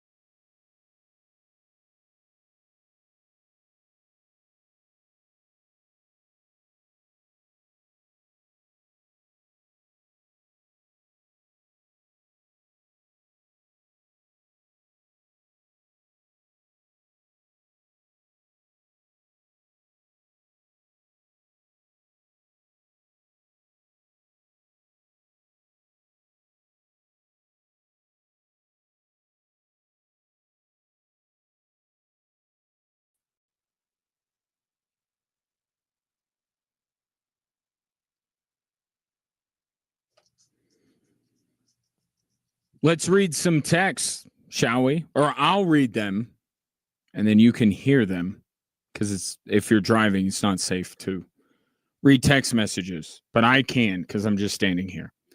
A couple of texts from the 719 talking about the next year's Hall of Fame class for pro football. Ben Roethlisberger, I expect to be a little bit up for debate. I believe that he is a Hall of Famer. I do not feel the same way about Eli Manning. Nor do I feel that way about Phillip Rivers. Nor do I feel that way about Cam Newton, who will be eligible at the same time. But I think Ben Roethlisberger, look, there are levels to this, and I have always been a proponent of having kind of like an inner circle. Like, let's put the best of the best in like some special wing. And then like there are differing levels of Hall of Famer, and there has to be a worst Hall of Famer. There has to be a bottom 10 Hall of Famers, but they're still Hall of Famers. I think maybe that's where Ben Roethlisberger would end up among the quarterbacks, but I do think he's a Hall of Famer. I believe some people think he's not. This from the 719, you could say Ben was a non-factor in his first Super Bowl, but you have to admit he threw the greatest pass in Super Bowl history to win his second Super Bowl. And you will, greatest, it's up there. Yes, I'm acknowledging, was kind of a caretaker quarterback when the Steelers beat the Seahawks. When they beat the Cardinals, he was much more at the forefront. And he threw a pass to win the Super Bowl. So I guess that fits. I think people would bring up Eli's throw to David Tyree, but where I would give Ben Roethlisberger credit is I don't think his throw was lucky. So it's all how you perceive it. But I'm fully on board with Big Ben being a Hall of Famer. I have it's not even, for me, it's not even a question, but I do understand, but I do foresee some people seriously questioning Ben Roethlisberger's Hall of Fame candidacy. Another text, same texter talking about Davis Webb bringing up, Bo Nix's running ability, kind of comparing it, the understanding of when to use your legs, similar to that of Josh Allen going into year 3. Texter says Josh Allen never had a recurring ankle issue. And now that's back on everybody's mind. The ankle stuff. And yes, everything so far for the guys who are dropping like flies because of soft tissue, Bo Nix's ankle has been one of the strongest parts of any Broncos player's body in the first 3 weeks of training camp. The ankle is giving him no problems whatsoever. He's been a clear bill of health, but you remember what Sean Payton said. Predisposed. And he just denied that he ever said it, which is weird. Like you said it, just say that you didn't mean it that way. Don't deny that you said it. We heard you. Is he predisposed? Does this mean it'll happen again? Or is it? And he has, to the texter's point, Bo Nix has even admitted that he had ankle issues. And I don't know that he said a lot in college, high school, I think is what he said. But right now, it looks as if Bo Nix is not going to be hampered at all by the ankle, which is kind of funny because when the initial NFL schedule came out, I said there's a non-zero chance that the Monday night opener is Justin Fields against Jarrett Stidham. And now, however many weeks later, it's like Patrick Mahomes is fully healthy, ready to go, no problem. Bo Nix, fully healthy, ready to go, no problem. Is that where the saying time heals all wounds comes from? Because now it's like Mahomes and Knicks, not even a concern if you ask their teams. A couple of texts in from Dave. Vance Joseph saying over the weekend that the Broncos aren't changing the way they play, but it may look a little bit different this year. I think he's talking about the sack totals. I mean, those were ridiculous. I think he's saying, some teams might adjust and we may not get as many sacks, but we could still be just as effective. Dave chimes in, the Broncos D did stop a lot of fourth down attempts, which those were considered takeaways. And I think that's part of what Vance Joseph is talking about. Like, look, we could still stop teams and end drives. We just may not be as flashy as we were the year before, reading between the lines. But that's a good point. Fourth down stop, that's a turnover, but it's not a turnover that adds not just the takeaways thing that Dave's mentioning. It's not a turnover for the offense either. It's its own special category. I think that should be a turnover, shouldn't it? But as I say that, you know what the problem's going to become? Teams aren't going to go for it on fourth down as much because it's going to be charged as a turnover. And then who do you charge the turnover to? The quarterback? Quarterbacks aren't going to like that.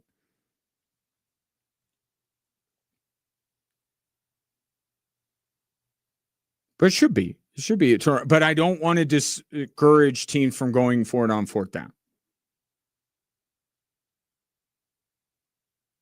Unless you can kick a field goal in the AFC Championship and you're playing your backup quarterback, then don't go for it on fourth down. Dave adds, when I said that the Broncos, I think you can expect them to be more hurt, more banged up than they were a year ago because they were remarkably healthy. He says, forget about PS2 missing for a month and a half. I am not, because that did not happen. Now, it seems longer because there was a bye week. Pat Surtain missed 3 games last year. So he missed 3. And I mentioned this last week because CBS Sports put out a list of the teams with their top 6 highest paid players, which with the Broncos, it's kind of difficult because you could argue that some of their best players aren't among their highest 6 paid players, but you got to start somewhere, right? So they did the top 6 highest paid players on each team and how many games combined they missed last year. Well, the 49ers were number 1. The Broncos were tied with the Jags for last, but in this case, it's a good thing that they were in last. With only 3 games missed, all 3 of those were Pat Surtain. So Surtain did not miss a month and a half. He missed 3 games. There was a 4th week in there because it was a bye week. Because remember, we thought he'd come back for the Kansas City game. He didn't come back for the Kansas City game. But I'm not forgetting that. I mean, the Broncos were amazingly healthy last year until the very end. It was Dobbins for 7, and it was Surtain for 3. Quinn Minor, 17 games. Garrett Bowles, 17 games. Jonathan Cooper, 17 games. Nick Bonito, 17 games. Zach Allen, 17 games. Bo Nix, 17 games. Cortland Sutton, all together now, 17 games. They were incredibly fortunate with health, and they deserve some credit for that, which is why I don't understand why they're losing the plot here and suffering all these soft tissue injuries. Thought they figured out how to beat the injury bug, and now they're coming up with all these soft tissue injuries. Now, more banged up could be you're missing, Riley Moss for a few games. And you don't feel as bad because you hope that Jahdae Barron can step in. But that's the question. I think the Broncos are, if we do this exercise again next year, the Broncos will have missed more games with their top 6 highest paid players. And if we go down the roster, there will be a few more games missed. Doesn't mean the Broncos can't overcome it. It's the same thing with the 1-score games. Like the Broncos are trying to stay out of one-score games because even they acknowledge that they can't go 11-2 in one-score games. So we'll see if they could stay out of it.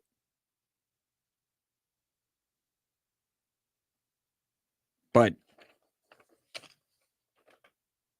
they're going to be a little bit more banged up. But does it happen to one of your key players, one of your highest paid players? Does it come to a player who you can't afford to be without? And to the Broncos' credit, I mean, they did pretty well without Pat Surtain, didn't they? You knew there was something missing without J.K. Dobbins, but the Broncos kind of kept winning. But they were definitely missing something once he got hurt late in the season. They were healthy.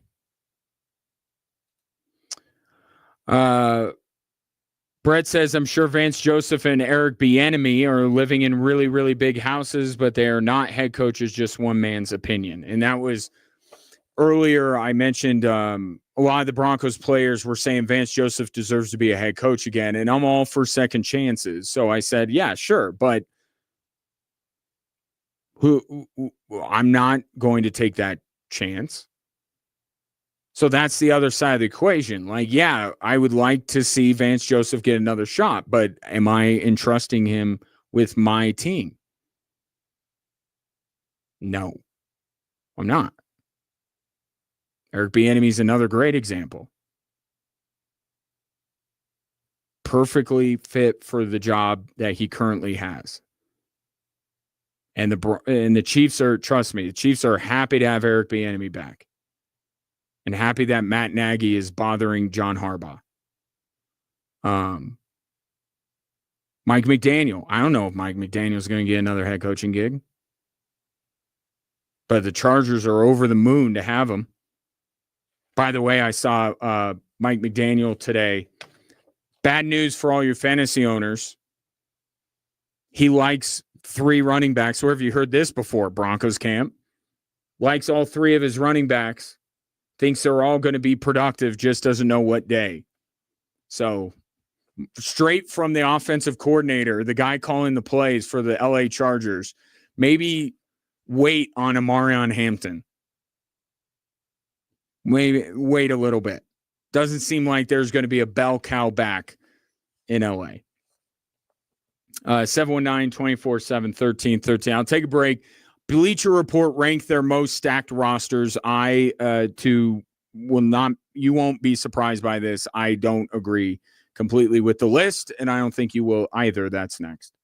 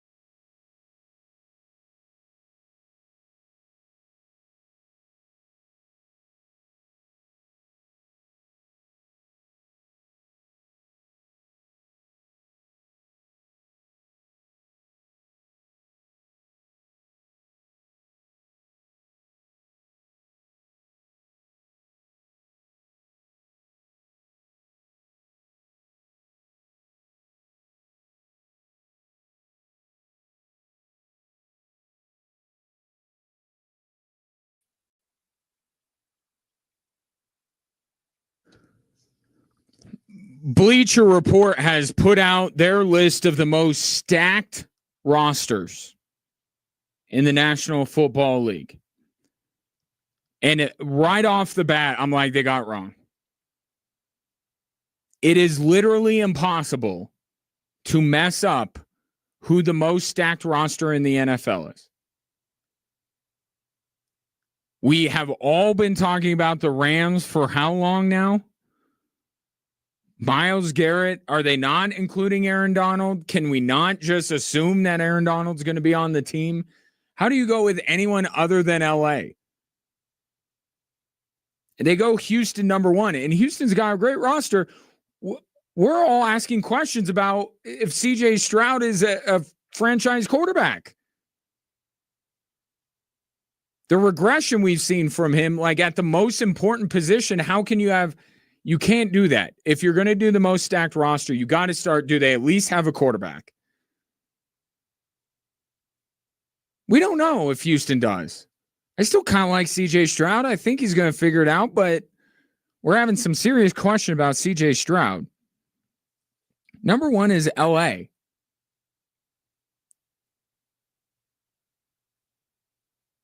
And I think they have Detroit at 4. I think Detroit's 2. They have Houston 1, Rams 2, Eagles 3, Lions 4, Pittsburgh 5, Ravens 6, Broncos 7.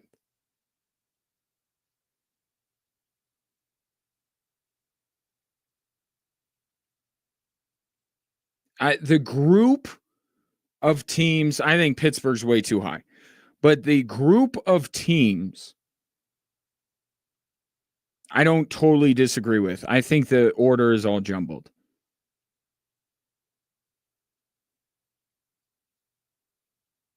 And like we look at the Denver Broncos and we literally do not see a significant hole in their entire roster. Right? You don't love Riley Moss, maybe. Maybe you could say that's when they don't have a lot of depth in the middle of their defense. Man, they got somebody they like at every single position. They brought in Jalen Waddle. They're already overall one of the best rosters. But I guess I understand when you go stacked, you want the star power.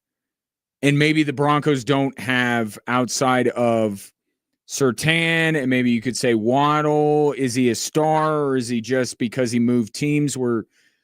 He's really good. Don't get me wrong. But how much star power is on that Broncos team? So I guess when you say stacked, you're thinking of star power. So I guess it's not. I move up the Broncos a little bit. Ravens need to be way higher than 6th. I'd put the Rams number 1.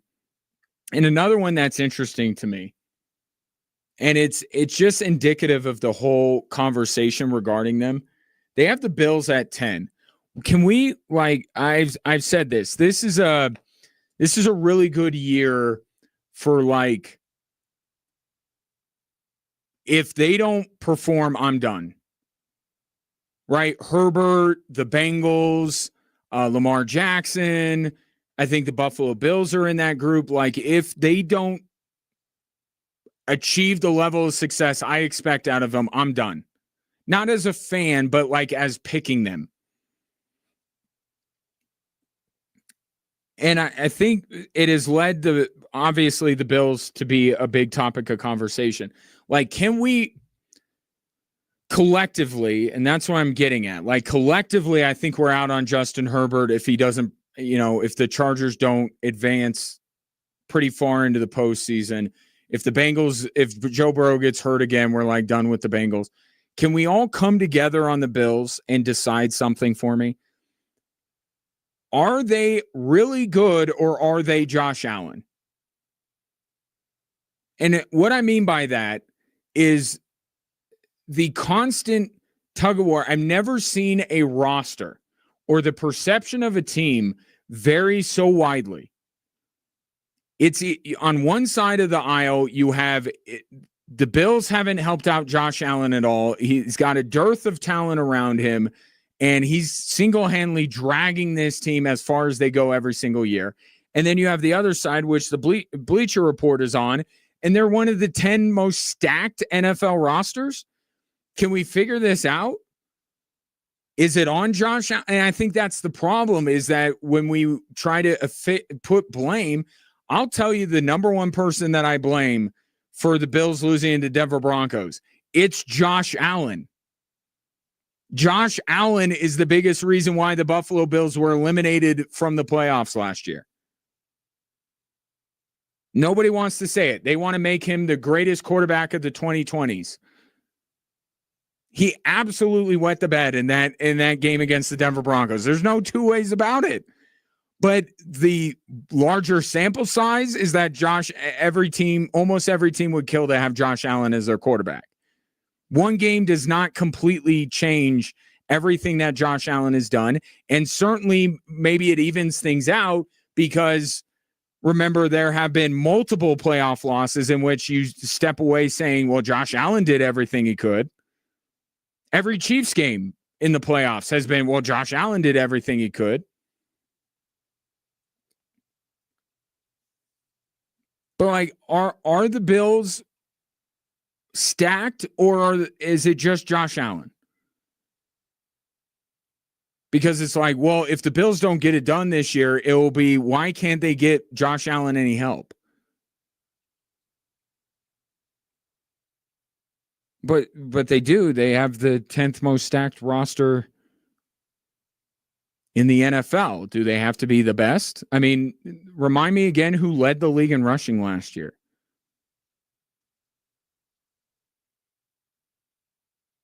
I think it was a Buffalo Bill, wasn't it? And it wasn't Josh Allen. So again, the Bills are not the best roster in the NFL. I think they're ranked pretty fairly. I think the Bills have a good roster. Now, is it, at the wide receiver position, do they have what they had when they got Stephon Diggs, which, by the way, another reason why Josh Allen popped going into year 3, got Stephon Diggs, Broncos, Bo Nix, getting Jalen Waddle.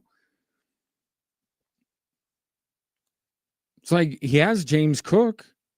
I know his tight ends haven't quite realized their full potential. Defense good, not great. I don't know that Josh Allen is out there doing it by himself. And I certainly think that should not be the opinion of somebody after the Bills exited the playoffs in the way that they did. But it's all over the map with the Bills. You turn on one channel and Josh Allen has no help, and you turn on another channel and it's Josh Allen has plenty of help. I think he has enough. I think he has enough help. I'll put it that way. He has enough help. Bills should have been in the Super Bowl last year. Yeah, Texans can't be won unless C.J. Stroud shows some this year. It's the Rams. But that's why they do it, these websites. It's for clicks, right, Dan Lanning? They do it for clicks. You don't put the Rams number 1. If you put the Rams number 1, it's like, well, duh. And then you move to a different website. You put the Rams not at 1, debate. Rams are the most stacked roster. They are. That's okay. Houston's up there too. Just not number 1. Texans, Rams, Eagles, Lions, Steelers, Ravens, Broncos, Seahawks, Niners, Bills. Niners are certainly one of the most stacked rosters in the NFL, but you know what the problem with them is? They never have that full roster. This text from the 719, talk about way too high. The Broncos should be right around 15. The only star they have is Surtain. Benito is overrated. Sutton is still their number 1 receiver. He would be the number 3 receiver on the Steelers. Nick's at his ceiling. You watch, the Broncos will end up winning 8 games this year. Woo! Coming in strong. I like it. I don't agree with everything you just said, but I'll defend to the death your right to say it. And I'll appreciate you saying it with your chest as you did. I think Courtland Sutton is a 2. I think he is a 2. I think he would be a 3 on Cincinnati. He would be a 3 on Dallas. I think he would be the number 2 opposite Jackson Smith and Jigba in Seattle, and they're the Super Bowl champions. DK Metcalf, would obviously be above Courtland Sutton. It's funny and I appreciate you, because for years I have been chastised by Broncos country because I refuse to acknowledge Courtland Sutton as a number 1 wide receiver. I've never believed it. And now the Broncos finally put him in his right place with Jalen Waddle, and Jalen Waddle is their number 1 receiver. It's not Courtland Sutton. It's Jalen Waddle. And now we got people saying he's a 3. I think he's a number 2 receiver. I would agree with you on the star thing. Benito could be a little bit of a byproduct of the defense. I see where you're going with the overrated thing. I think he's good. I don't think he's, and this will resonate with you. He's not TJ Watt, okay? And he's good. And that's the thing with the Broncos. Yeah, the stack thing makes you think, okay, they got to have stars everywhere. Okay, well, it's a salary cap league. Not everyone can have stars everywhere. I think the Broncos are solid everywhere. Everywhere on the roster, they're at least solid, and that's better than you put them at 15. I would say it's better than 3/4 of the league to be solid at every spot. Offensive line's they have the best offensive line in football. They have the best corner in football. I think they have a low-end number 1 wide receiver with Jalen Waddle and a high-end number 2 receiver in Courtland Sutton.